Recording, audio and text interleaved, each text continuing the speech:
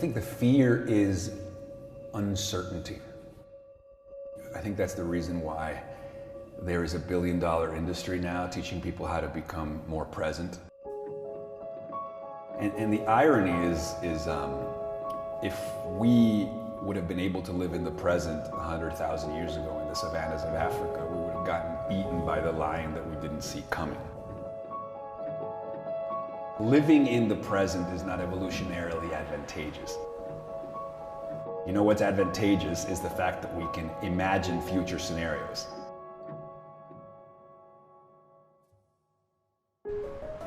The reason we have memory, and Jordan Peterson talks about this, is not so we can relish about past times, is so that we can learn from things that happened in the past and make inferences about what's going to happen. Mitigating against future risk was biologically selected for. Those who did that bred more widely. And so we have inherited that brilliant neuroses of foreshadowing future danger and mitigating against it. Problem is, once we've made the world safe, we still are like a hamster in a hamster wheel. It's like you may have money, you may be paying your rent, you maybe have a wife and a kid and this and that, but you're still worried about tomorrow. Like, what's gonna happen? Oh my God, the collapse of the government, a terrorist attack, an airplane disaster. Like, that's the wire. Ironically, we've gotten to a time where now some of the hardware that has served us so well is now problematic, and there's this desire to return to a kind of capacity to be here now and actually like neuter our foreshadowing capacity and a relishing of memory. To block the signals forwards and backwards. In fact, in mental health now, there is a renaissance. Again, I'm talking about like the rise of learning to be in the present, meditation, mindfulness. All of these techniques are teaching us to neutralize our wiring to think about the future. The human brain, human beings are like an artificial intelligence program. We take in data from the present. We compare that data with data from the past, and we use that then to make predictions about the future. And that's what we're always doing automatically all the time. In fact, a lot of the time, we dispense with the present data altogether and just leapfrog to the conclusion. And so we're living in this perpetual been there's and seen that's of the adult mind, also known as jadedness. You're not even there. You're like, rather look at your phone, or you're rather, what movie we're gonna watch later. Like, we're just never present. Because our brain is so effective at saying, I know what this is, and making predictions about the future. And if the future's not dangerous, then we don't even have to pay attention to what's happening right now. So we live with this kind of perpetual low-level hum of anxiety. This future tense, like we're like crooked, like having a crooked back. We're like future tense all the time. Never now, always future tense, you know? And maybe that makes you a good businessman or a good planner. But unless you're like an architect and you're like planning the structure you're gonna build, like the incapacity to enjoy and smell the flowers is very problematic. What are some of the ways that we can neuter our compulsion to constantly leapfrog to the future? Travel, experiences that violate your expectation.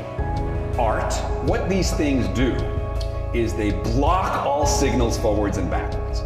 It's hard to know what's about to happen if you're in a place that's completely new. When you're off the reservation, you don't know where that path leads. And when you don't know where that path leads, it's hard to imagine where it leads. So instead, your senses are heightened and you're here now paying attention. And it also answers this dilemma of our existential conundrum of what to do about death. Because it's not even that we're afraid of dying tomorrow. We're afraid of dying in 30 years. Like, I'm afraid of turning 90 and dying when I'm 90. Except when I'm traveling, when I'm exposed to great, beautiful art, when I'm making love, what happens is you block all signals forwards and backwards. When you block all signals forwards and backwards, you enter the flow of the present. A present that is literally wonder-full. Wonder being the byproduct of exactly that unencumbered sense of first sight or virginal noticing. So you're obliterating the adult capacity to foreshadow everything.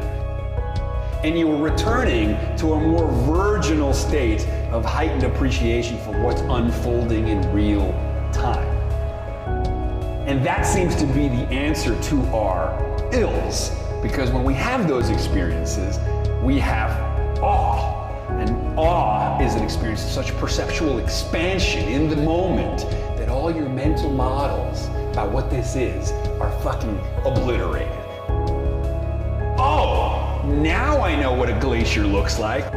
Oh, that's what a lion looks like in its natural habitat. Like you are dumbstruck, you are awestruck.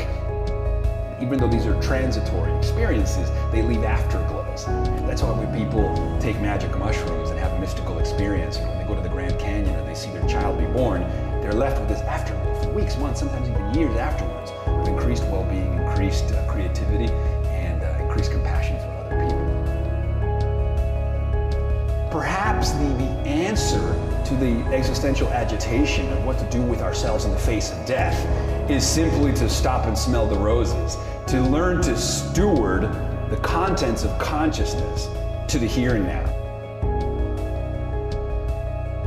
When we get caught up in like the excessive rumination and overthinking, to not get caught up in routine or patterns of thinking. By exposing ourselves to great art, to travel, to do things new and different, or you know, you're hurled back into the flow of the now.